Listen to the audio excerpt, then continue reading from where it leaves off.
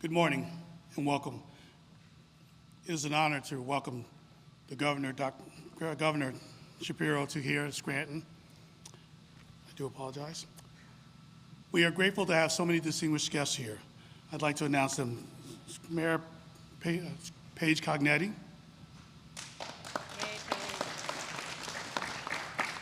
Scranton School Board Directors Tom Borthwick, Catherine Fox, Sean McAndrews, Bob Casey, City Council Member Greg Gerald Shermer, Acting Secretary Carol Rowe,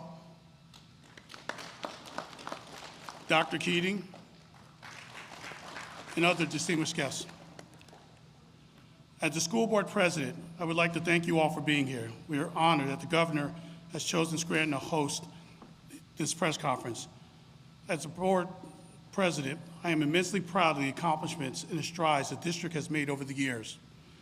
The accomplishments and strides that we have made would not be possible if not for the increased funding received from the state. Sitting on this board for the past 4 years, I can tell you the importance of funding public education for the benefits of students. When more money is set aside for public education system, it creates a domino effect. It allows us to create programs, hire personnel that benefit the children inside and outside the classrooms. We can improve the existing infrastructure.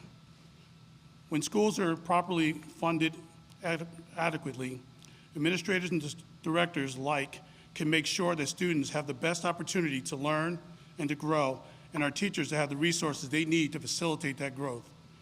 Over the past 4 years, the Scranton School District has been able to instill programs for students, and we have worked with community partners to start and bring back pre-K.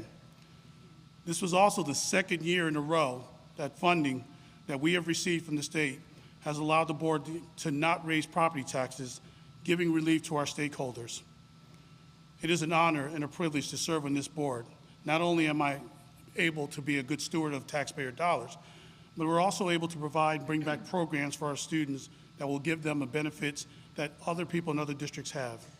So at this time, I'd like to take a moment to say thank you to the state for all that they are doing, for the continuous support that we have received, and we look forward to continue working with the numerous community organizations to help continue to build off of where we are. Scranton School District is in a much better place now than it was 4 years ago, and we're deeply grateful for the works and the support from the governor and all of our elected officials.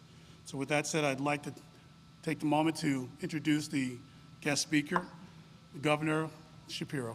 Thank you very much, Ty. Thank you. Thank you, Ty. And Scranton School District is indeed on the rise. I saw where it was years ago. I see where it is today, and it is because of so many people. And Ty, you've made great contributions together with the other school board members, and I want to say thank you to you and your colleagues. I got to say, I know I'm a little bit late, because I was hanging out in first grade with Mrs. Z's class. Mrs. Zaleski, thank you for inviting me in. We got the chance, remember, to make a law while we were there. We learned how a bill becomes a law, and we learned that the first bill you sent to my desk, what did I do? Raise your hand. What did I do? Yeah? Yeah, but the first one you sent to me, did I like it or not? No. So what did I do? It's a V word. I vetoed it. But we didn't give up. We kept trying to work together, right? And in the end, did we make a bill into law? Yeah. And what did we say? 1 hour of extra recess and 30 minutes of extra homework, right? I tried to do away with the homework, but they thought homework was important. And remember, I asked, is Bridget here when we were doing that? Well, this is Bridget right here. Raise your hand. Okay. And Bridget is here with Kyle, and Kyle's here with Jimmy. And the reason I asked, they're waving to you is because they're the ones that write the bills every day. So remember, you asked me, is this now going to be a law for everybody in Pennsylvania? And I said, no, just here at this school. If you want it to be law for everybody in Pennsylvania, you got to go talk to the three of them, because that's what they do every day. All right, so I just want to say, Mrs. Z, thanks for welcoming me. And to our lawmakers here, thank you for the work you do, because the reason why we are here today is because we've been able to come together, Democrat and Republican alike, and do something really, really historic for public education here in the Commonwealth of Pennsylvania. And they're a huge reason why. And I wanted today to come back to Scranton to celebrate our achievement and talk a little bit about where we're going to go in the future. I know we've got great leadership here. You heard from Ty a moment ago. I want to thank Dr. Keating, your superintendent. I want to thank Representative Kozarowski, your local state representative who does terrific work. And I want to recognize Dr. Carrie Rowe, the Secretary of Education here in Pennsylvania. She is absolutely awesome, and she's with us here.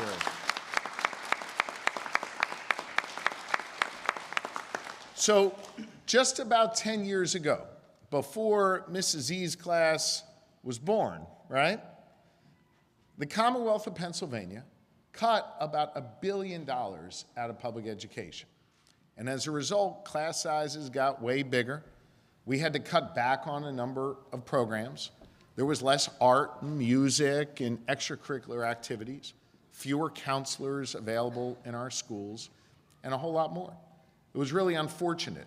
As Pennsylvania was moving in the right direction, we hit a massive speed bump, and we were forced to go backwards.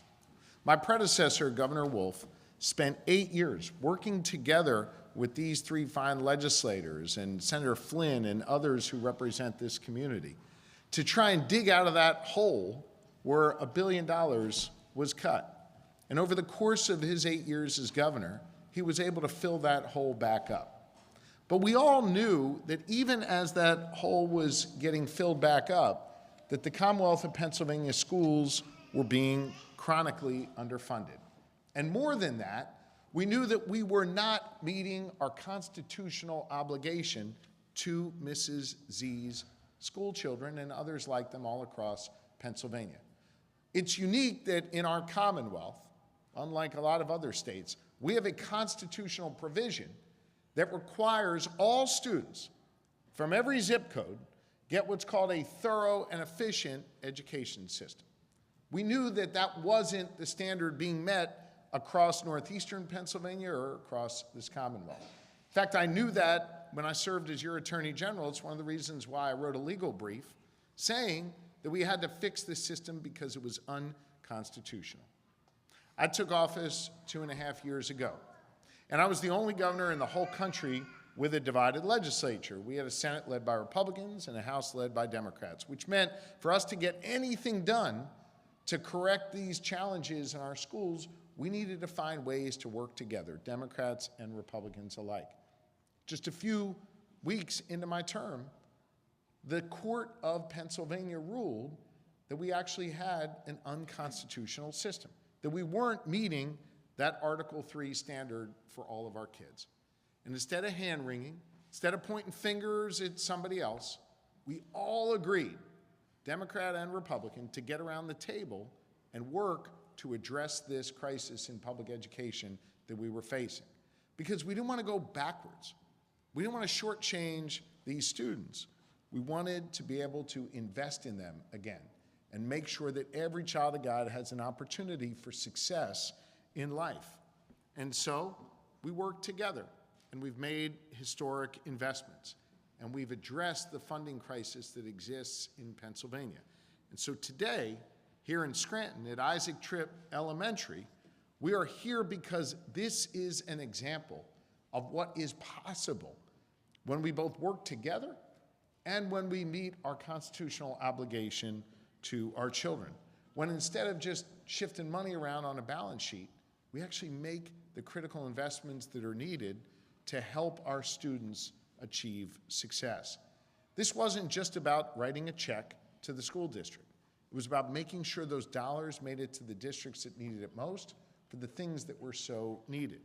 As a result of our work together over just the last 2 years, we've made targeted investments to help solve the problems that exist in our schools. Now when students show up for school, they get universal free breakfast in our schools. No child should have to learn on an empty belly.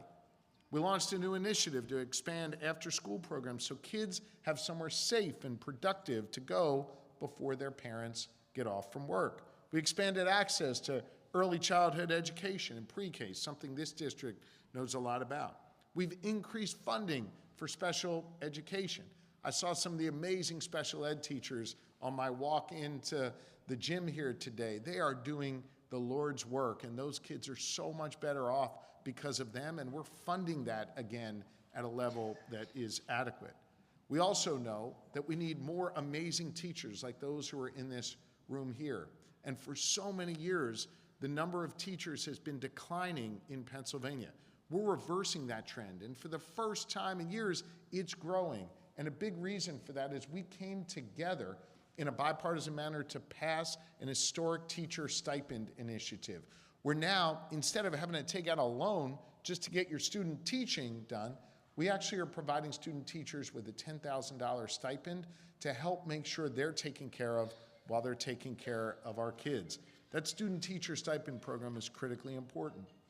We also know a number of school districts needed repairs and upgrades, including right here in this district. And so we've invested hundreds of millions of dollars into making sure our schools are safe. They're not leaking on our kids' heads when a rainfall comes. It's not too hot in the summertime. So many other changes are coming to the physical infrastructure of our schools because we all came together and invested hundreds of millions of dollars to do that.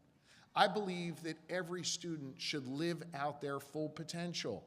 For some students, it means going to college. For other students, it means going into a union apprenticeship program right here in northeastern Pennsylvania. There should be no wrong path to opportunity and success.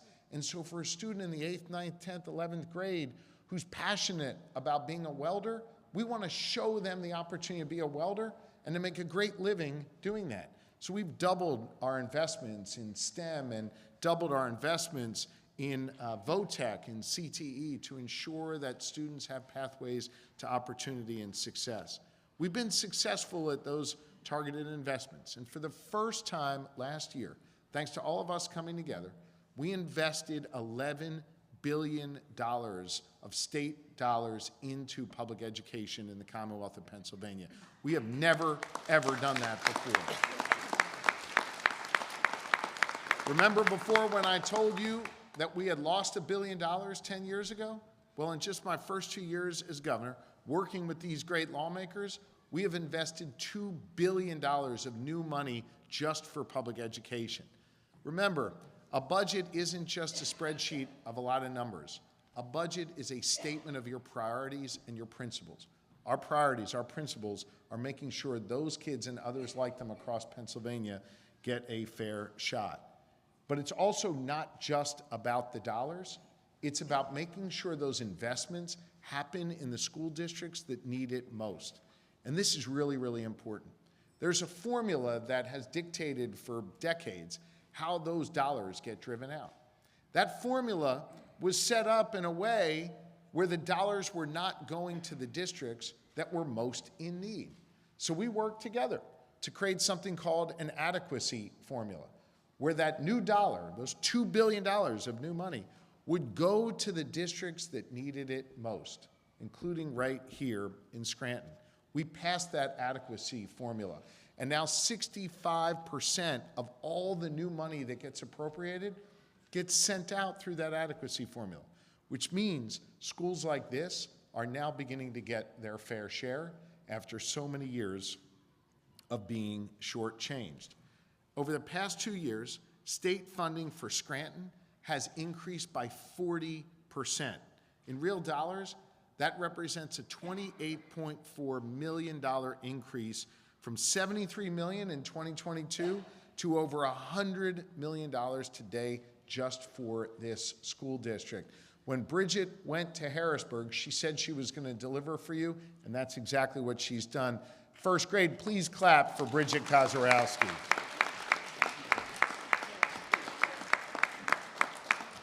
You're going to hear more from Dr. Keating about what those increased investments mean. But I think there's a lot to be proud of here. The way you've invested those new dollars, the way you're able to plan for the future now because you know the Commonwealth is going to have your back, is going to be there with you. Thanks to our historic investments, you've brought back preschool programs, which are incredibly important, so Scranton's youngest learners can get off to a great start.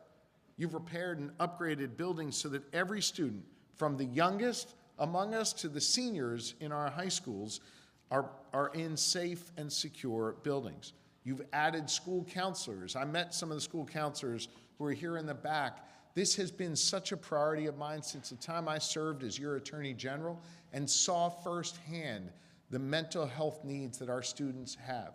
And for the first time ever, we came together and we've put a $200 million fund together to allow school districts like this to hire mental health professionals to be there for our students. We need our students to have the supports they need, and these mental health counselors are doing amazing work. And we need to continue to build that up, not just here, but all across Pennsylvania. You've also been able to bring art and music back to middle school. I think that stuff's super important. We've got to make sure kids are getting around in sound education, and that's a big part of it. You've expanded STEM and you've expanded your technical education. So when these students here at Isaac Tripp look ahead, they can look ahead to a future of possibility. I know that here at Isaac Tripp, you've put real effort into increasing attendance. We know how important that is, including celebrating homerooms with the best attendance. I know a little something about homerooms. Drew Pappas, who works for me, used to be a homeroom mom. I have no idea how the rules allowed that to happen. We do need to look into that. But I know that the work these homerooms are doing are really paying off. Last year, you increased regular attendance by nearly 8%. Your math PSSA scores are up 7%. Science PSSA scores are up 10%. That's huge growth and development, and I know we are hungry for more. And it's not just here in Scranton that we're seeing this kind of progress. We talked about mental health before. 778 schools across Pennsylvania have added mental health supports to their school districts as a result of our work. We talked about breakfast, free breakfast at schools in the morning. This school year we served 90 million free breakfasts. That's 10 million more than the year before. We know that hunger is a real issue in our communities, and we're addressing it when kids get to school. 3,000 students across Pennsylvania today are enrolled in career and technical education courses when there weren't opportunities before. We're putting more teachers in our classrooms for the first time in a while. Consumer Affairs magazine actually just rated us one of the top 5 states in the entire country for quality public education. That's a heck of a lot of progress that we've been able to make together. Now, while we're making progress, I also know we're facing some headwinds, and we got to be real about that. At a time where the Commonwealth of Pennsylvania, Democrats and Republicans are working together to invest in our kids, the folks in D.C. are trying to take away money from our school districts, trying to make it harder for us to educate our kids. I've already sued the administration in Washington when they tried to block $200 million from going to Pennsylvania schools. And by the way, when I sued them, I won.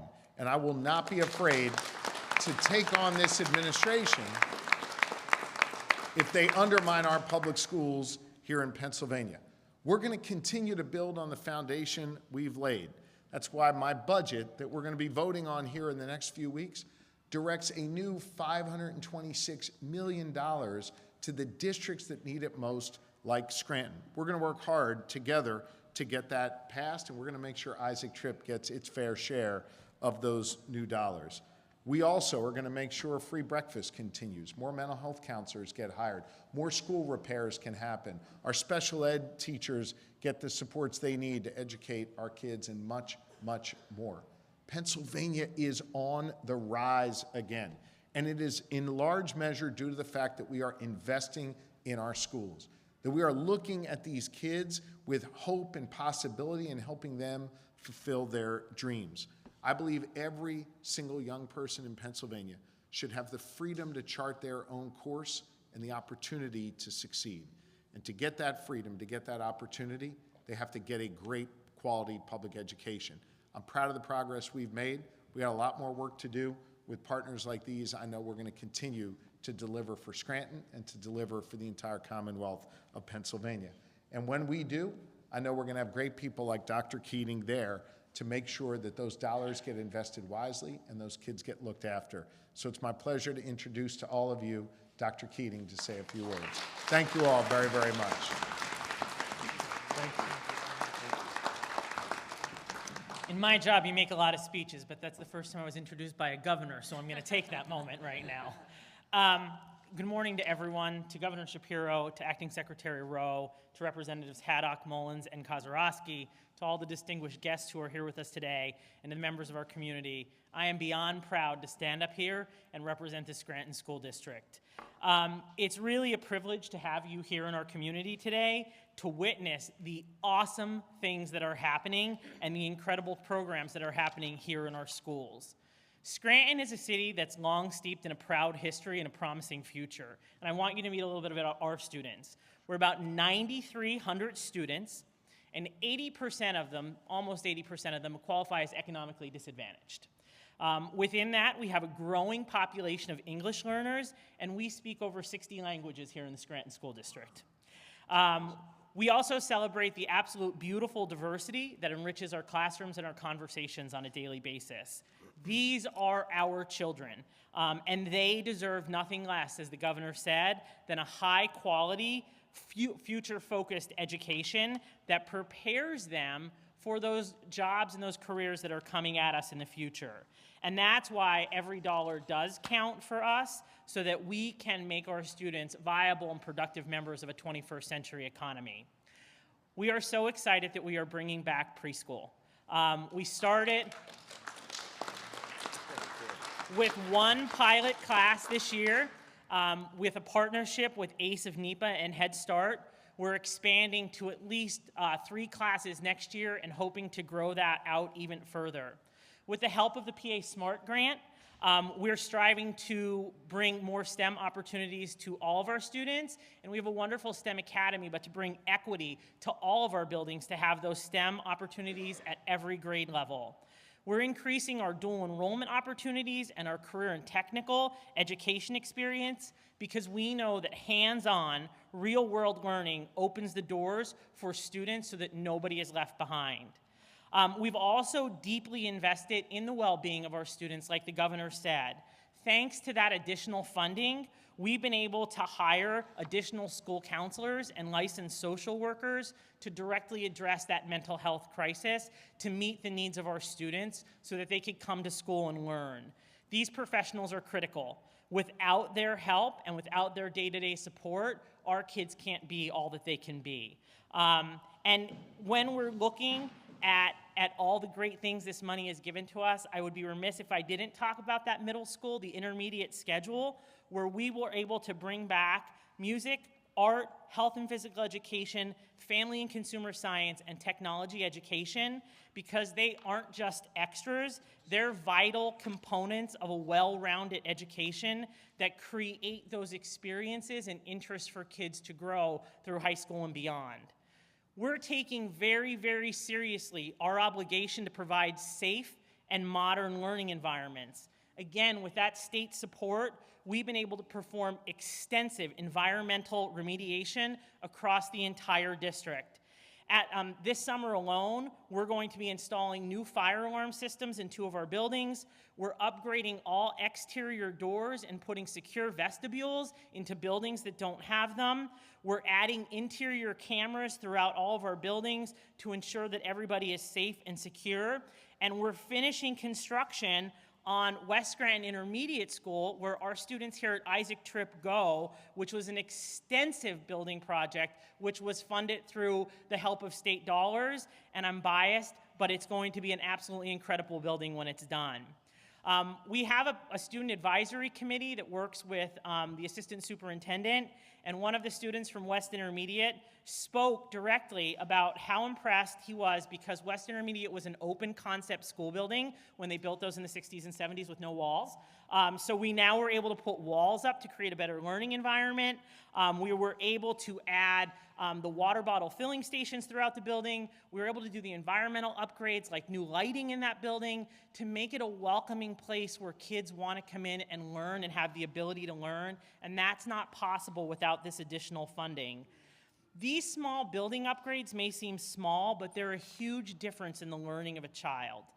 Governor, personally for me, it's your leadership and the investments of the administration and the folks on this stage and the focus on public education that we're starting to see the promise of adequacy in action. For too long, districts like Scranton have operated under the weight of being historically underfunded, trying to do more with less and competing with people who had far greater resources. Your commitment to changing all of that and your belief that a child's zip code should never determine their educational opportunities is not only commendable, but it's transformative. We're deeply grateful for these resources being directed at districts like ours, and I want you to know that we have a clear, ambitious plan to make every single dollar count. Our investments are targeted, our vision is bold, and our commitment is unwavering to our students. I came back to Scranton about a year ago because I truly believe in this city. I believe in the staff. I believe in the kids who are here, and I believe in what this place can become. I want to thank you for believing in us too, and for the long-term investment that you continue to make in Pennsylvania's future. Without it, we can't do all the great things that you've seen today and the great things that Scranton's going to do in the future. So thank you very, very much, Governor. Thank you. Thank you. Thank you. And it is my distinct honor to introduce Representative Bridget Kozarowski. Good morning, everybody, and thank you to Dr. Keating for that introduction and her kind words. I do want to call something to everybody's attention here. I turned to my colleague, Representative Mullins, a moment ago, and I said, that's kind of cool up there on the school board, on the scoreboard there, number 48, because we've got our number 48 governor here. So I don't know who's, I'm going to say maybe Drew Popish. I'm not sure. You're a very distinguished alum of this school here, but I thought that was very cool. So whosever idea that was, nice work. It's a pleasure to be here at Isaac Tripp Elementary School with all of you.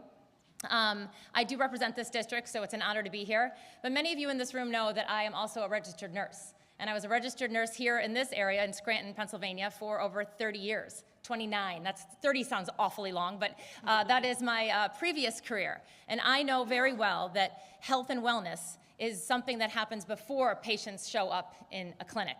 It's really important to take care of yourself, and here in this school, I know that it starts before these kids show up here in our classrooms. And it's really important, and that's why I'm really proud of what we do here in our in the state and with funding that we have to be able to make sure our schools have safe classrooms, to make sure they have full bellies when they come to school, and to make sure the mental health of our students are being met. This is preventative care, and it's something that I am a true believer in, whether it's healthcare in the nursing world or what I get to do here in the State House to take care of these students here at Isaac Tripp. I'm really very eternally grateful for Governor Shapiro for coming here to Scranton and continuing to invest in the foundation of our future, which is the public education system. Under his leadership, and I know it was repeated by the governor, he spoke about this, but I think it's important to repeat these numbers. They're historic. You know, over $11 billion annually in the K-12 education. $2 billion increase just during his administration alone. He's delivered free breakfast to over 1.7 million students, expanded career and technical education, and helped certify more teachers in the last 7 years than ever before, which we all need teachers. We need nurses, but we also need our teachers. So I'm eternally grateful for those investments. But what matters most to me as a nurse is Governor Shapiro has prioritized student mental health. Over the past 2 years, his administration has delivered $200 million to our schools.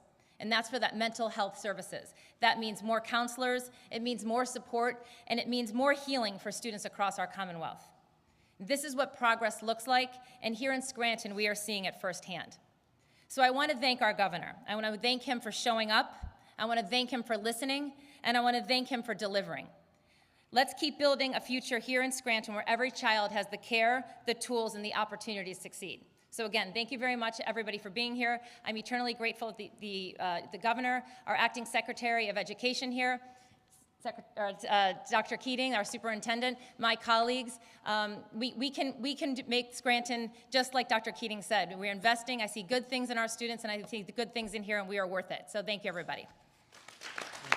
You're welcome. And with that, I get to introduce the Governor of Pennsylvania, Governor Shapiro. Thank you. Thank you, thank you, thank you, thank you.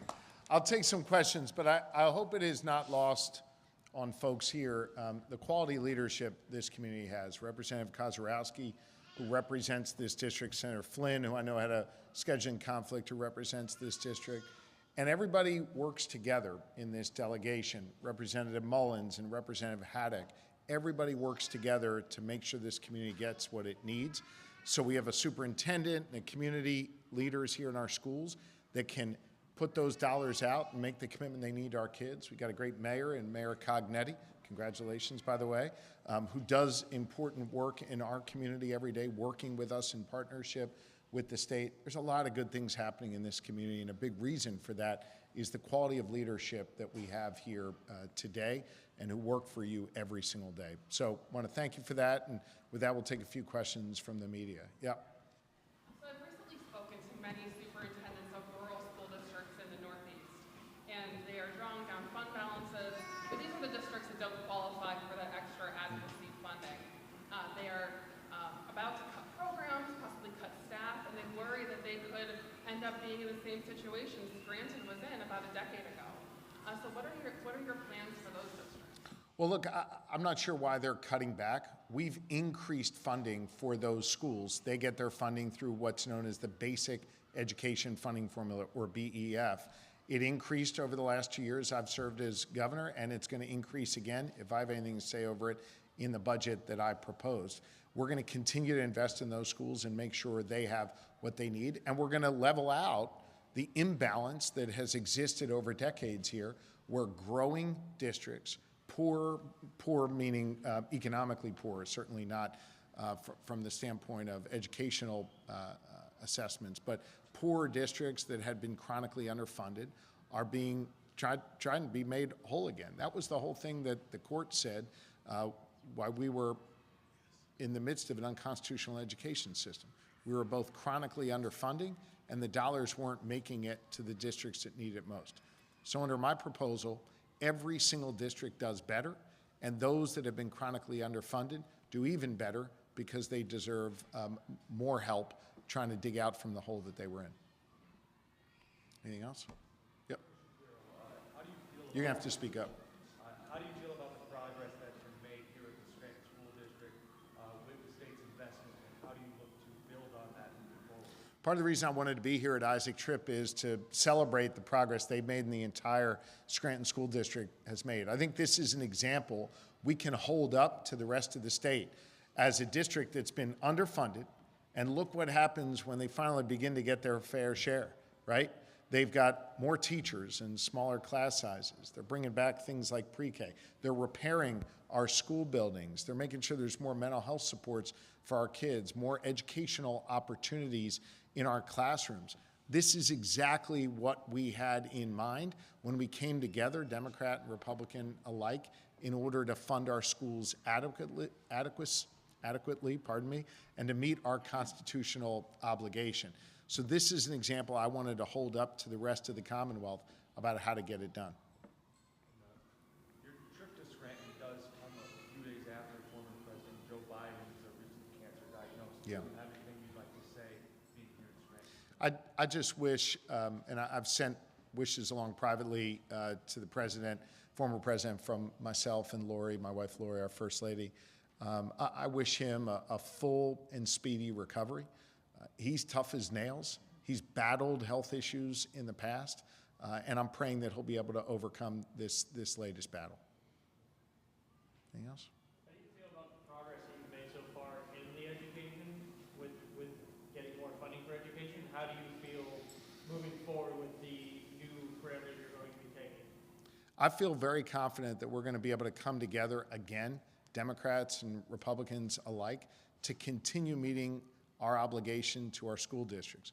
Last year when we passed our budget, we all basically agreed to continue doing it for years to come in order to be able to get over the hump that we were, to be able to get over the hurdles that we had, and to be in a position where we could meet our constitutional obligation to our kids. I expect Democrats and Republicans to come together over the course of this next month or so as we work on our state budget and continue to invest in districts like this. I have a question from Dennis Owens as well. Tell Dennis he's got to show up if he wants to ask me a question.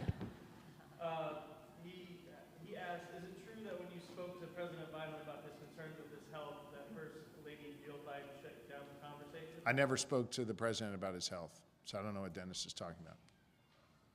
What's your message to voters who have concerns with your publicly supporting Biden while having private concerns?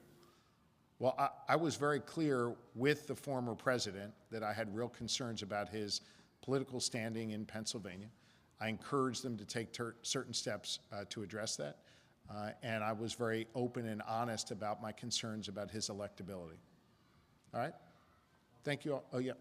What was it like walking down the hallway seeing students who are benefiting from the actions that have been Man, it was awesome, and it just filled my cup. To go to Mrs. Z's class first and talk to those amazing first graders, to see, these kids that are thriving because of the hard work we do. I mean, when we're in the Capitol, there's a whole lot of lobbyists and powerful people who are walking around every day. You know who's not walking around every day? Mrs. Z's class. And so it's on us every day to remember them when we're doing this work. It's on us every day to remember why we do this. My job as governor is to make sure every Pennsylvanian's got a shot. You want to give people a shot? You want to give them opportunity? Invest in those school kids and give them the opportunity to grow and thrive and flourish.